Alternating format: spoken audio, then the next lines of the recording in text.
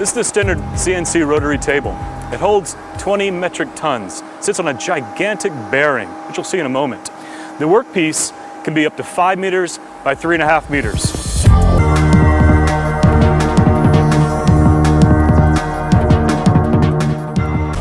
This is one huge bearing.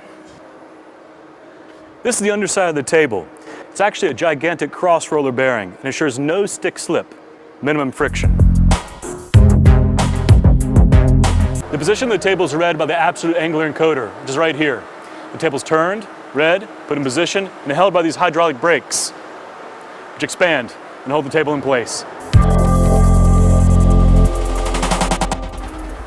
You can see under the table there are 2 servo motors, master-slave, 2 pinions, so it ensures no backlash.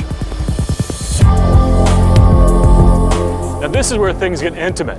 This is the bed of the table. The table moves up and down on the hardened boxways. Here's a ball screw, planetary gearbox, and pillow box. Today we're going to have a little race to find out who's a better machinist. Whoever can take the tool and put it in the spindle first wins. And they get to keep their job. Go! Now, the automatic tool changer can hold up to 40 tools. Not bad. The robot can have 105 tools to work with. Seems much better. Maybe it's faster?